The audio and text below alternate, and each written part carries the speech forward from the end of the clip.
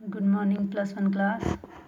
Today we are going to start our next topic, that is shortcomings of two kingdom system. Shortcomings means drawbacks. कि जो to kingdom system classification बनाया गया था Carolus Linnaeus ने, उसमें उसने पूरे सभी ऑर्गेनिजम्स को दो किंगडम में डिवाइड किया गया था। वो किंगडम कौन थे? प्लांट किंगडम और एनिमल किंगडम। तो कुछ ऑर्गेनिजम्स ऐसे थे जिसके करेक्टर्स हैं वो प्लांट से भी मैच होते थे, एनिमल से भी मैच होते थे। तो उन्होंने उसको एक अलग ग्रुप में क्यों नहीं रखा? तो उसकी कुछ ड्रॉबैक्स थी। वो ड्रॉबैक्स क्या क्या थी, कौन कौन से ऑर्गेनिजम्स को लेकर थी वो drawbacks? The two kingdom system of classification worked well for a long time. जो टू किंगडम क्लासिफिकेशन सिस्टम बनाया गया था प्लांट और एनिमल का, वो एक कुछ लंबे समय तक तो उसने काम किया, लेकिन फिर उसमें कुछ अनसेटिस्फैक्ट्री उसके रिस्पॉन्स थे। वो क्या थे कि distinction between higher and more familiar plants and animal is quite clear. कि जो हायर प्लांट्स और एनिमल्स थे उनको तो हम एक दूसरे से डिस्टिंग्विश कर सकते थे, क्लियरली वो एक दूसरे से डिस्टिंग्विश हो सकते थे। There is no difficulty in considering a tree और a moss a plant and a cow और a grasshopper an animal. कि एक ट्री को, एक मॉस को प्लांट कंसिडर करने में कोई डिफ़िकल्टी नहीं थी, एक ग्रास हॉपर को और एक काव को एनिमल कंसिडर करने में कोई डिफ़िकल्टी नहीं थी। लेकिन हुआ क्या? However it is not easy to recognise the lower organism as plant और एनिमल्स। कि जो लोअर ऑर्गेनिजम्स थे, लोअर प्लांट और एनिमल्स थे, उनको रिकॉग्नाइज करना इजी नहीं था। Some of them have characters of both kingdom and may be placed in any. कि जो लोअर ऑर्गेनिजम्स थे, लोअर प्लांट और एनिमल्स थे, उनमें दोनों के करेक्टर थे, प्लांट के भी करेक्टर थे, एनिमल के भी करेक्टर थे। तो वो प्लेस्ड किसी एक में होने चाहिए थे, लेकिन ये सब उसकी क्या थे? ड्रॉबैक थी। कुछ एग्जाम्पल्स हम वो ड्रॉबैक के क्या हैं कि Euglena,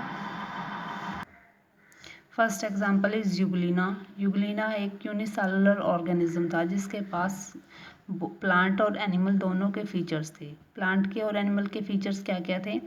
it possesses a whip like flagellum for locomotion. कि एक फ्लैजिलम था जो एक एनिमल का करेक्टर है कि वो लोकोमोशन कर सकता था। एक माउथ था, एक कॉन्ट्रैक्टाइल वैक्यूल थी, power of contracting body and changing form and reproduction by binary fusion. कि अपनी बॉडी को कॉन्ट्रैक्ट कर सकता था, उसमें थोड़ी फ्लेक्सिबिलिटी थी, अपनी बॉडी को मूव कर सकता था और चेंज इट्स फॉर्म, अपनी फॉर्म को चेंज कर सकता, रिप्रोडक्शन शो कर रहा था बाइनरी फ्यूजन से। बट लाइक सेल वॉल, लेकिन उसमें सेल वॉल नहीं थी जो कि एक प्लांट का करेक्टर था। On the basis of these features it can be considered an animal. कि इन फीचर्स पर इसको एक एनिमल कंसिडर किया गया था कि उसके पास फ्लैजिलम है, माउथ है, कॉन्ट्रैक्टाइल वैक्यूल है, अपनी बॉडी को की शेप को चेंज कर सकता है, फ्लेक्सिबिलिटी है। इस बेसिस पर उसको एनिमल कंसीडर किया गया था। लेकिन उसके पास क्या नहीं थी? एक सेल वॉल नहीं थी। तो सेल वॉल ना होने की वजह से उसको प्लांट फाइलम से, प्लांट किंगडम से हटाया गया।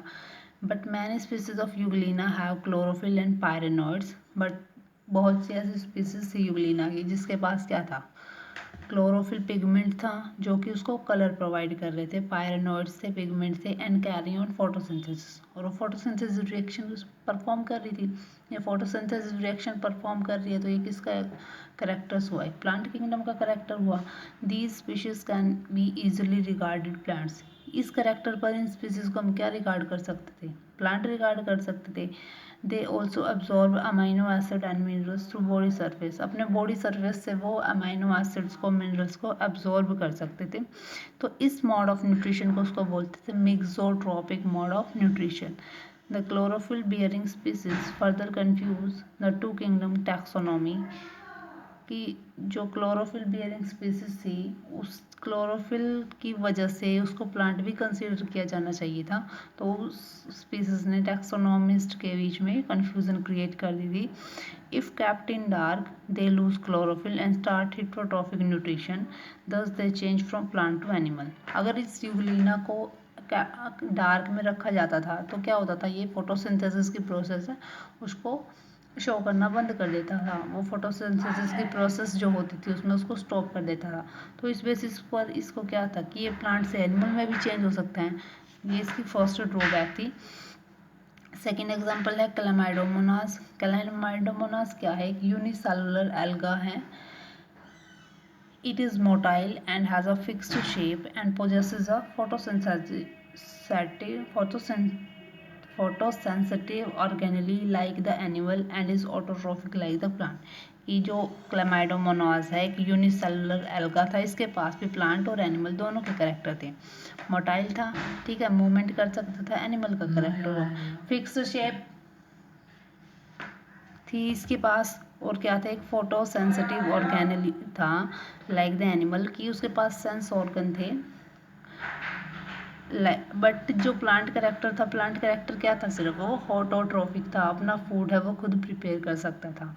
ठीक है, नेक्स्ट आता है स्लाइम माउल्ट्स। स्लाइम माउल्ट्स क्या है? एक ग्रुप ऑफ फंजाई हैं जो इसके पास सेल वॉल नहीं है, ठीक है, लेकिन क्रीप कर सकता है, ऐसे रेंग सकता है। तो ये क्या है? एक प्लांट का करेक्टर नहीं हुआ। And ingest particulate matter in the vegetative phase but develop a cell wall in reproductive phase। जो वेजिटेटिव फेज था उसका, ठीक है, जब वो ग्रो कर रहा था उस फेज में वो क्या कर रहा था? फूड पार्टिकल्स को इंजेस्ट कर रहा था। ये किसका फीचर हुआ? एनिमल का फीचर हुआ।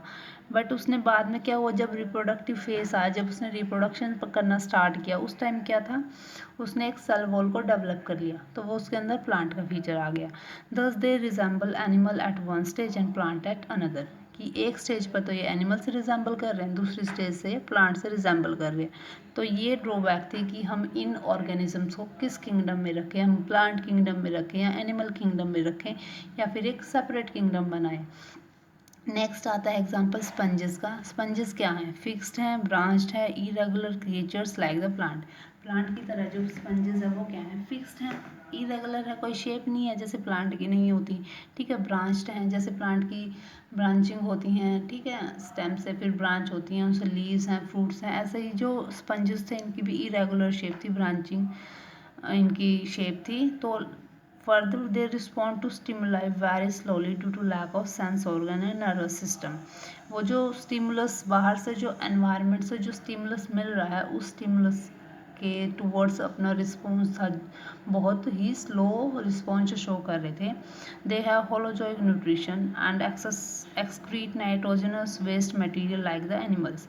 और एनिमल फीचर्स क्या था इनमें? कि होलोजोइक मोड ऑफ न्यूट्रिशन था, कि इंजेशन, डाइजेशन, एसिमिलेशन, इजेशन, ये सभी मोड को ये शो कर रहे थे। और दूसरा क्या है कि नाइट्रोजनस वेस्ट है उनको एक्सक्रीट कैसे कर रहे थे? जैसे कि एनिमल्स करते हैं।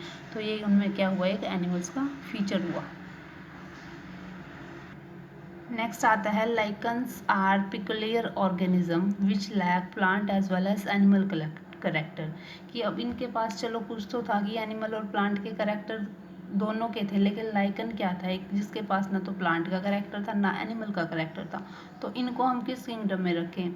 दे consist of an alga and a fungus growing in association. Alga था, जो लाइकन था वो किसका कॉम्बिनेशन था? एल्गा और फंगस का कॉम्बिनेशन था, ठीक है, जो दोनों एक दूसरे के एसोसिएशन में काम कर रहे थे, एक के बिना दूसरा सर्वाइव नहीं कर पा रहा था। एल्गा थी वो फूड प्रोवाइड कर रही थी, फूड बना रही थी। फंगस क्या थी? उसको न्यूट्रिएंट्स प्रोवाइड कर रही थी। इसलिए इन दोनों एक दूसरे के एसोसिएशन के बिना ये सर्वाइव नहीं कर पा रहे थे। नेक्स्ट है unicellular plants and animals are clearly related. कि जो यूनिसेलुलर प्लांट्स है जैसे डाइएटम्स और एनिमल्स है जैसे प्रोटोजोन्स, वो क्या थे? एक दूसरे से रिलेटेड थे। They have the same level of organization and reproduce by fusion.